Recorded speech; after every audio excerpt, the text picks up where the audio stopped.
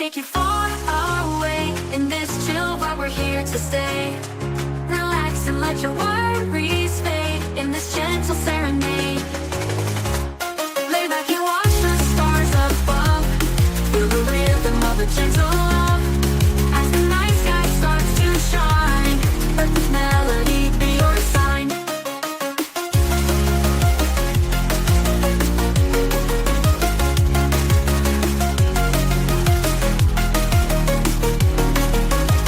Lay back and watch the stars above.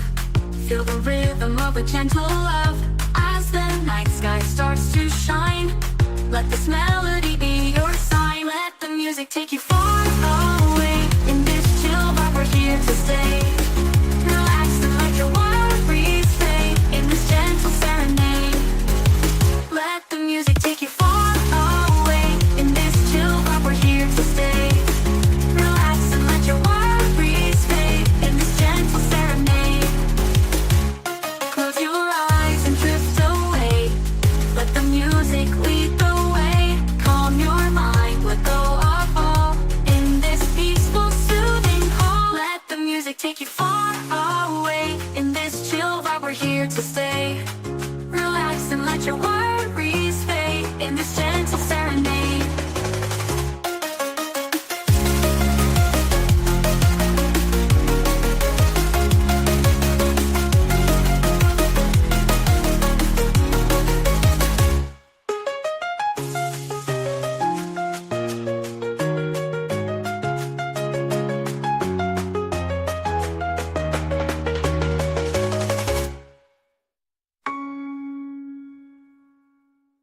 Olá, você que me segue no Rodrigo Silva Arqueologia. Estamos aqui mais uma vez para o nosso bate-papo semanal sobre Bíblia, teologia, arqueologia. E você sabe, esses dias eu estou fora do Brasil, estou no Oriente Médio. Eu estava no Egito, acabei de chegar agora no Líbano. Então resolvi dar um presente para você. Você já ouviu falar na história do povo de Deus? Foi uma programação, uma experiência maravilhosa que eu vivi e partilhei com muitas pessoas. Como a gente pode compreender a história dos patriarcas de uma maneira diferente? Então eu pedi à minha equipe para disponibilizar para vocês hoje o primeiro episódio de A História do Povo de Deus. Então assista, veja se você gosta do conteúdo, deixe os comentários aqui e se você quiser continuar assistindo o resto da série, é só você clicar no link abaixo. Um grande abraço e bom proveito!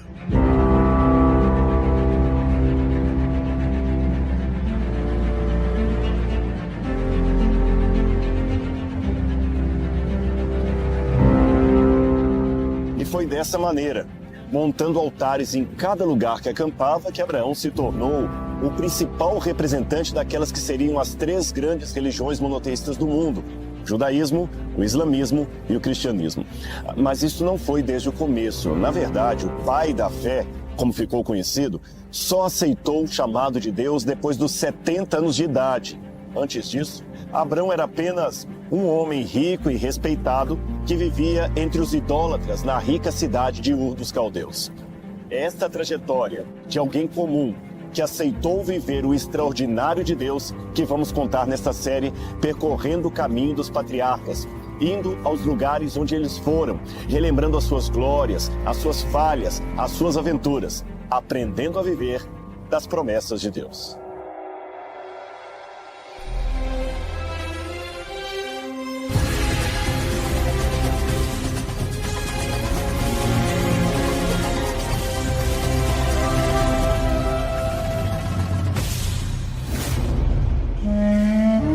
Esse é o principal significado de Harã, que foi uma importante cidade da Síria, já povoada 3 milênios antes de Cristo.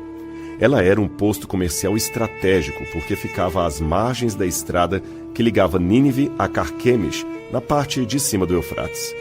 As pesquisas e os restos arqueológicos indicam que nessa região se adoravam deuses similares aos de Ur, o que leva a crer que ela pode ter sido fundada por ex-moradores de lá, vindos da Mesopotâmia.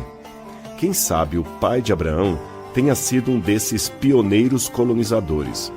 Não é possível saber, mas podemos especular. Essas casinhas típicas e antigas são ainda bem conservadas e Padã Aram está na fila para se tornar patrimônio histórico da humanidade. Entender quem foi Abraão, ou no início apenas Abrão, e como ele obedeceu ao chamado do Salvador, é fundamental para compreender toda a história do povo de Deus, que pode ser considerada a partir do chamado desse patriarca. Embora alguns estudiosos duvidem da existência histórica de Abraão e atribuam o seu relato apenas a um compilado de mitos da Era do Bronze, existem, na verdade, evidências arqueológicas que mostram que Abraão pode sim ter sido uma figura histórica do passado, enfim, um personagem real.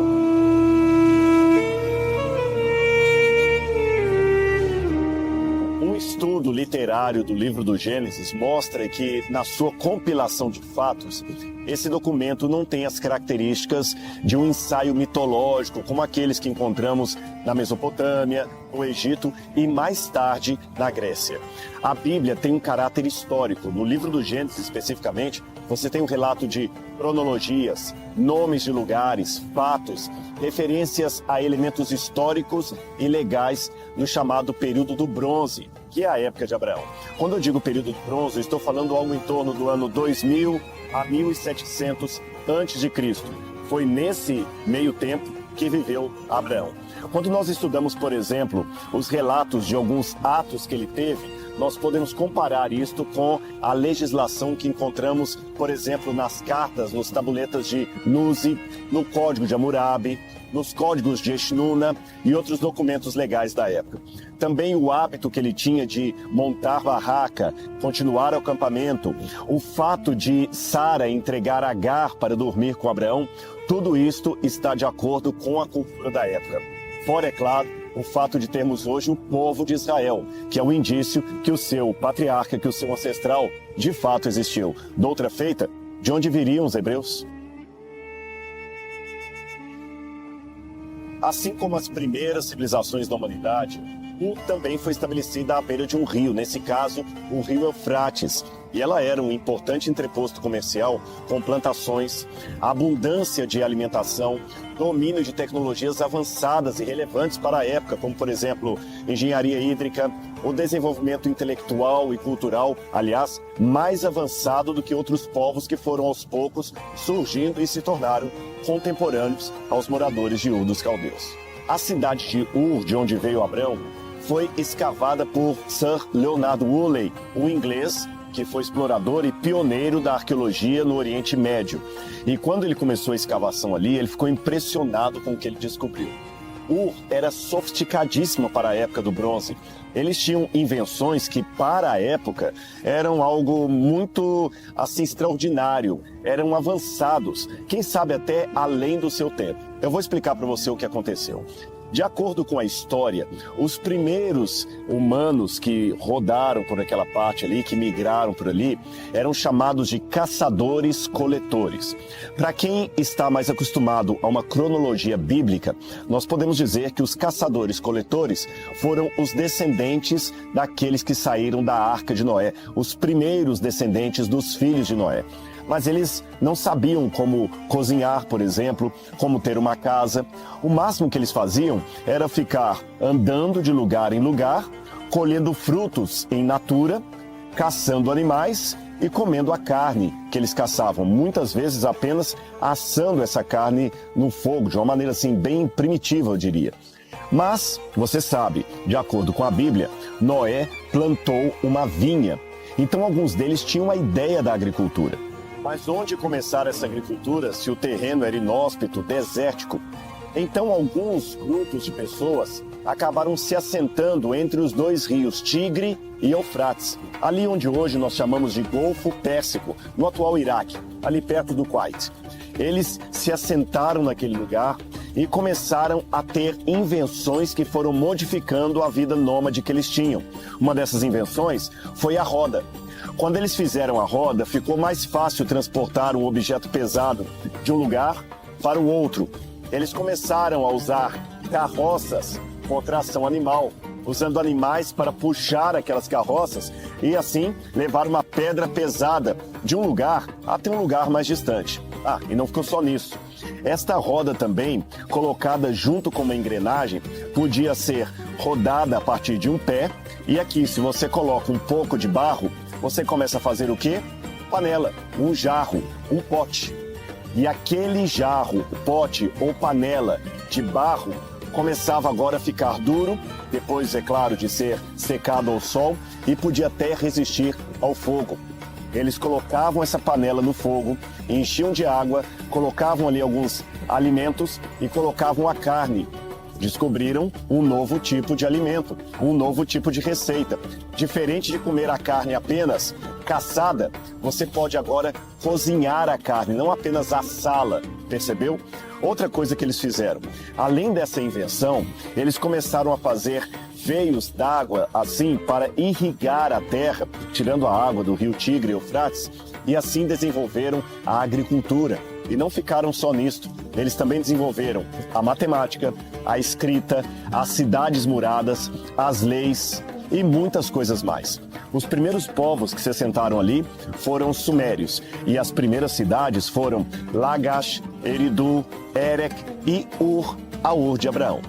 Apenas explicando que quando a Bíblia fala Ur dos Caldeus, esta é uma atualização anacrônica do texto. Eu vou explicar para você. Na época de Abraão e mesmo na época de Moisés, a cidade de Ur não se chamava Ur dos Caldeus. Ora, se ela não tinha esse nome, por que está assim no livro do Gênesis? Provavelmente, algum escriba, depois de Moisés, adaptou esta informação para tornar o texto mais claro para quem fosse ouvi-lo ou lê-lo. Eu vou explicar de uma maneira e você vai entender. Quando você estudou lá no ensino médio, no ensino fundamental, a história do Brasil, você aprendeu que no ano 1500, Pedro Álvares Cabral descobriu o Brasil. Mas esta é uma atualização do texto. Não havia nenhuma terra chamada Brasil que pudesse ser descoberta. A bem da verdade, ele descobriu uma terra desconhecida, que eles chamaram primeiro de Terra de Veracruz, e somente mais tarde veio a se chamar Brasil.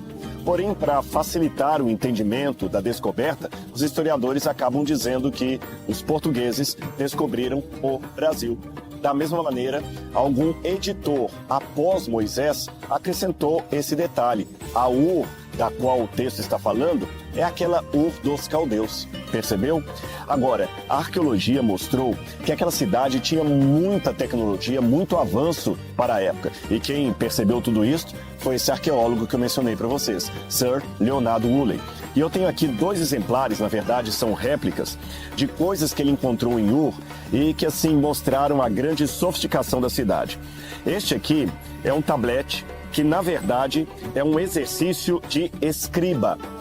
Os alunos escreviam assim, em tabuinhas de argila. Imagina como era custoso levar os livros para a sala de aula.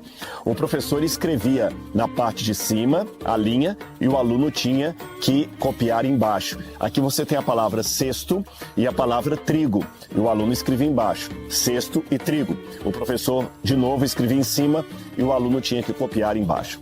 Eles descobriram, inclusive, vários desses tabletes de argila com escrita cuneiforme, contando o dia a dia da sala de aula. Bom, mas antes de descrever esse cotidiano da sala de aula, é bom que eu explique o que eu quis dizer com escrita cuneiforme. Se você olhar bem, eles pegavam a argila, faziam estes montinhos assim, e enquanto a argila estava um pouco dura, mas não seca, eles pegavam uma caneta que parecia quase um pedaço de bambu e faziam pequenas cunhas aqui na argila. Você está vendo? E por fazerem essas cunhas que representavam sílabas, sim, porque essa não era uma escrita alfabética, era uma escrita silábica. Você lê assim, gur, da, mish, da, assim que você lê. Essa escrita silábica era feita em forma de cunha.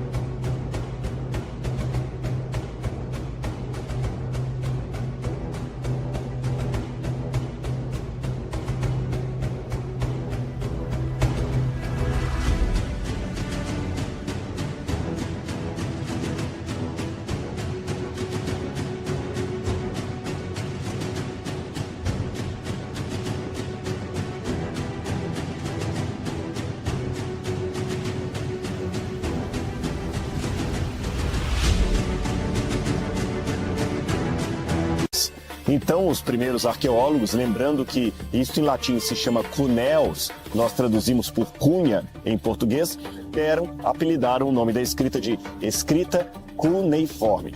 Mas preste atenção, não existe o idioma cuneiforme.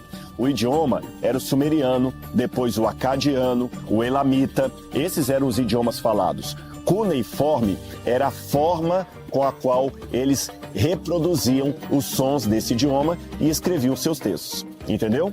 Bom, agora que você já sabe disto, fica fácil eu explicar o cotidiano da sala de aula, onde os alunos, escribas, aprendiam a escrever em forma de cuneiforme. A sala de aula era chamada de Casa das Tabuinhas ou Casa dos Tabletes de Argila. E o professor era chamado de pai da escola ou pai da casa.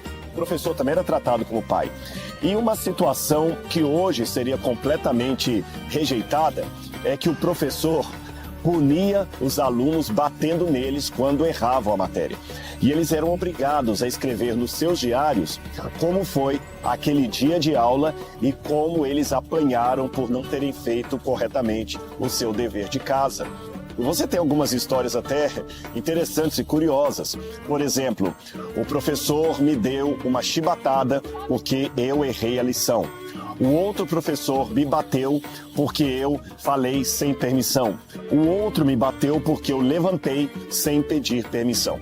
Eu me lembro até de um desses tabletes que conta de um aluno que escreveu para o pai uma redação pedindo ao pai que pagasse ao professor para não bater tanto nele. Será que Abraão, ou Abrão nesta época, também foi um aluno das escolas de escribas de Ur? Talvez. Será que ele também ganhou uma surra, uma palmatória, digamos assim, por não ter feito bem a sua lição? Difícil saber de maneira concreta, mas podemos conjecturar.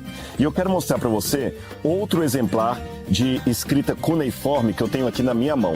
O original dessa peça está no Museu Britânico e ela traz um tratado matemático muito bem feito, envolvendo a aritmética e envolvendo a geometria. Isto mostra que os cidadãos daquela cidade eram, de fato, altamente sofisticados. Se tem uma coisa que eu posso garantir para você, mesmo nos dias de hoje, é que a vida no deserto, aqui no deserto, não é nada fácil. Se não é nada fácil atualmente, imagine naquele tempo. Abrão poderia percorrer, no máximo, com muita boa vontade, uns 20 quilômetros por dia. Isto sem contar as paragens, os incidentes. Então, se não houver nenhum problema, ele gastaria pelo menos uns 50 dias de caminhada no deserto só para chegar na fronteira aqui da terra de Canaã.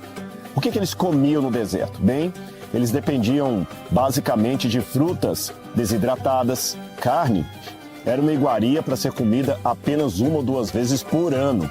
Essas frutas poderiam ser o figo, o damasco, assim tâmaras. Eles consumiam muitas tâmaras e também a azeitona. Eles não apenas comiam a azeitona, mas usavam também o azeite de oliva para o preparo do alimento sagrado de todos os dias, que você já imagina qual seria, o pão. E o pão que os beduínos comem até hoje é muito parecido com aquele que Abraão e seu clã comiam milênios atrás. Era aquele chamado pão sírio, ou pita bread, como eles falam nos Estados Unidos. Parece quase ali uma pizza, não é? Era o pão que eles comiam, todos os dias aquilo. Eles também costumavam tomar sempre o leite de cabra e o iogurte de cabra e também fazer queijo do leite de cabra. Agora imagina que esse queijo era muito salgado para aguentar a temperatura no deserto, já que eles não tinham geladeira como nós temos hoje. E a coalhada também era um item alimentício presente todos os dias no cardápio deles. E se você está achando este leque de opções um pouco reduzido, saiba que é o que eles tinham para comer no deserto. E muitas vezes a fome era o melhor tempero. Agora imagine Abraão andando com mulheres, crianças, animais. Um clã deveria ter, normalmente, em média de 100 a 200 cabeças de ovelhas e cabras. Não, eles não tinham bois, não tinham vacas, não havia pastagem para esse tipo de animal. Alguns jumentos, alguns camelos, que eram os animais mais próprios para atravessar o deserto, e eles tinham a roupa que não podia ser trocada todo dia. Só para você ter uma noção, as pessoas comiam, elas faziam a sua refeição sempre em conjunto. E é claro que nem sempre o cheiro era dos mais agradáveis. Então, um dos requisitos de boas-vindas na hora de uma refeição era colocar na cabeça do visitante um pouco de azeite perfumado, de óleo. Aliás, é assim que está no Salmo 23. Unges minha cabeça com óleo, o meu cálice transborda. Preparas-me uma mesa na presença dos meus adversários. Tudo isto vivenciou o patriarca Abrão, depois chamado Abraão, quando ele andou por essas paragens. Uma pergunta que muita gente faz ao vir aqui para a Terra Santa, para a terra de Canaã, é: onde está a promessa da terra que mana leite e mel? Em primeiro lugar, quando fala leite e mel, muitos pensam que se trata basicamente do mel de tamareira, feito da tâmara, e do leite de cabra, tá certo? É isso que eles tinham aqui em abundância. Agora, a promessa de Deus é que essa terra daria fartura desses dois elementos. Eu sei, você está perguntando, mas isso não responde a minha questão. Deus não teria um lugar melhor para levar Abrão? Bom, raciocine comigo.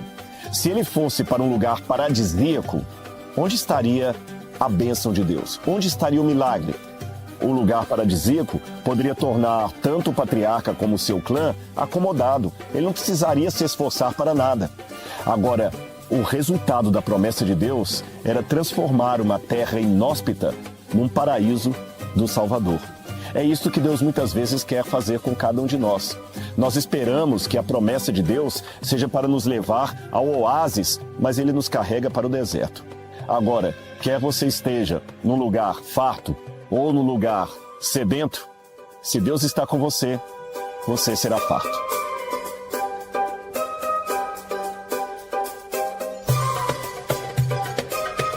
Portanto, sair da cidade de Ur era a mesma coisa que deixar de lado o conforto, a abundância e passar a conviver com sociedades mais provincianas ou, quem sabe, menos desenvolvidas. Era trocar o luxo pelo lixo. Era trocar a sofisticação pela vida primária. Em outras palavras, sair de Ur para ir para uma terra longínqua não parecia uma boa coisa. Isso sem falar no fator religioso que o rodeava, fosse pela sociedade idólatra ou por sua própria família, uma vez que seu pai, Terá, de acordo com a tradição judaica, também adorava ídolos e astros. Ele era uma figura intrigante sobre a qual pouco sabemos, além do fato que ele teve 4 filhos: Aram, Naor, Abrão e Sarai.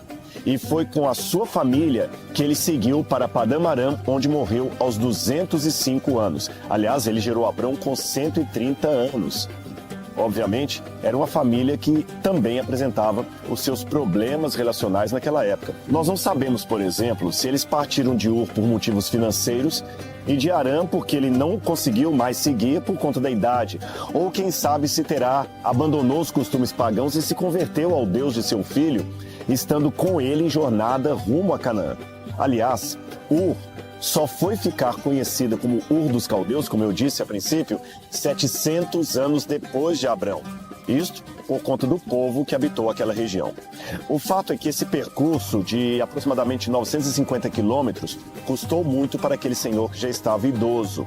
Foi finalmente em Harã que o chamado aconteceu de fato. Você pode ler isso em Gênesis capítulo 12, onde Deus pede que ele deixe a sua casa, a casa da sua parentela, e siga para a terra que Deus lhe daria. Aqui ainda não é mencionado o lugar, mas fica subentendido que Abrão sabia qual a direção seguir.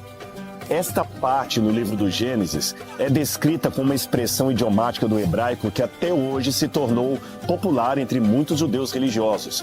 Quando Deus disse para Abrão, vai para a terra, Deus diz, Lech Lechá. Lech Lechá em hebraico significa algo como, vai por você mesmo, vai na força, sem olhar para trás, convicto, com a confiança que eu levarei você. Essa expressão que acabou se tornando um ditado do judaísmo, Lech Lechá, é hoje o lema de muitas pessoas que, pela fé, se lançam para destinos desconhecidos para elas, mas conhecidos por aquele que as enviou.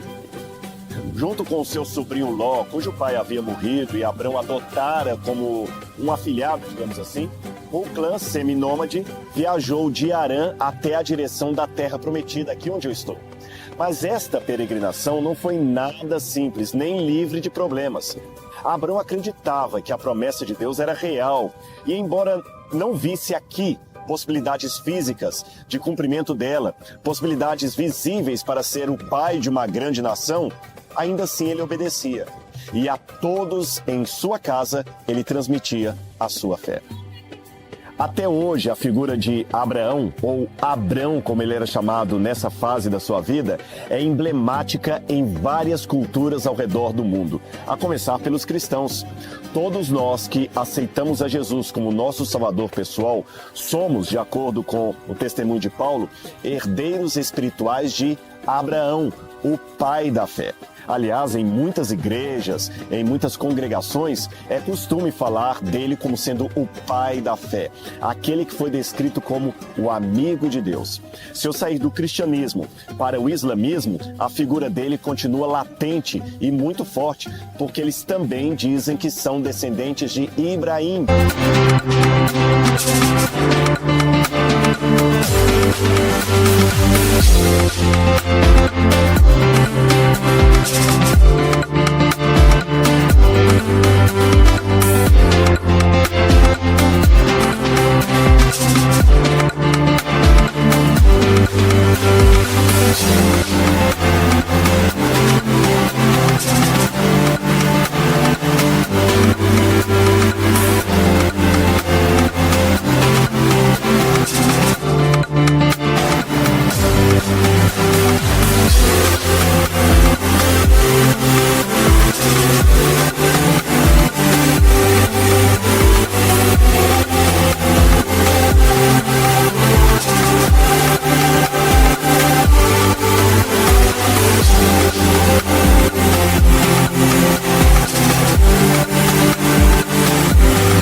Ibrahim, na língua árabe, é Abraão.